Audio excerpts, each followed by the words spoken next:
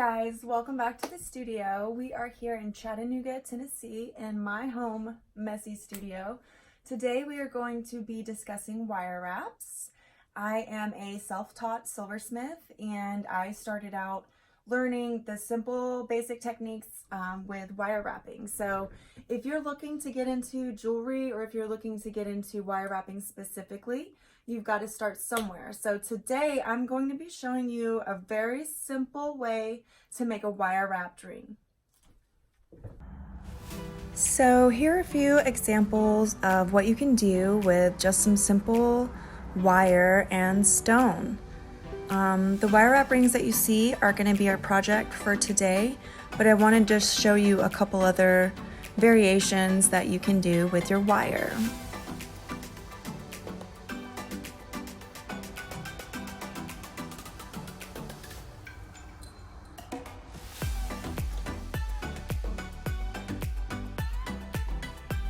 Okay, let's talk supplies. First, you're going to be needing a ring mandrel. This one's pretty old, as you can see. I've had it for a few years, but this is what you're going to be using to form your wire around. So it's very important, and you can get this at your local craft store, Hobby Lobby, Michael's. I order a lot of my jewelry supplies off of the Rio Grande website, and I'll link that below. Next, you'll need 20 gauge wire. I prefer 20 gauge. It's more malleable, it forms nice, and it fits nicely.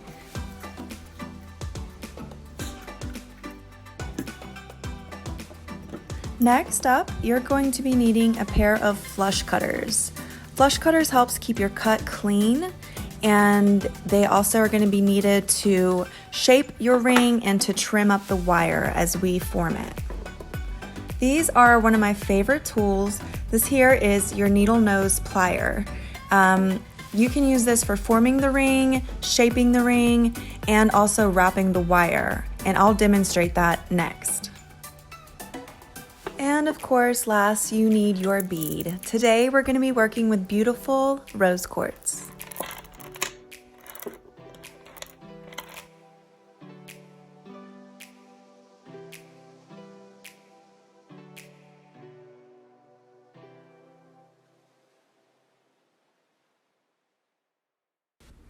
So we are going to get started with about 20 to 24 inches of wire. So take your wire and measure the halfway point, and that is where you're going to stick your mandrel. Next, wrap your wire around the mandrel so you have one full loop with both open ends sticking towards you. Next, very carefully slip on your bead, holding tight to your mandrel, pulling each wire around the back. You can use your needle nose pliers to adjust, tighten it up a little bit, and then use each wire to wrap around your coil of the bead. Be sure when wrapping the other side to wrap around the opposite side as the previous. You should have some extra wire hanging out at this point, and we're going to use that to form the coils. This is going to be the final step to making your ring, so be sure to use your needle nose pliers to pull nice and tight for a snug fit.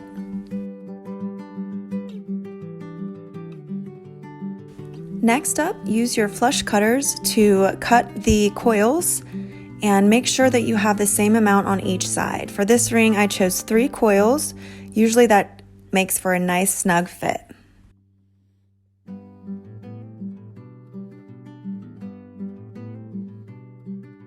Feel free to place your ring back on your mandrel to continue to form. You want it to be as round as possible. Next, use your needle nose pliers to clean up those coils.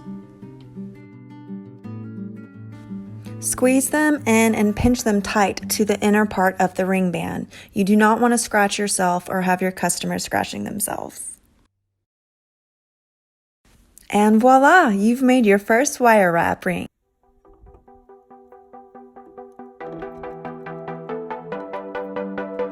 Don't worry if they're not perfect. As they say, practice makes perfect. So keep trying.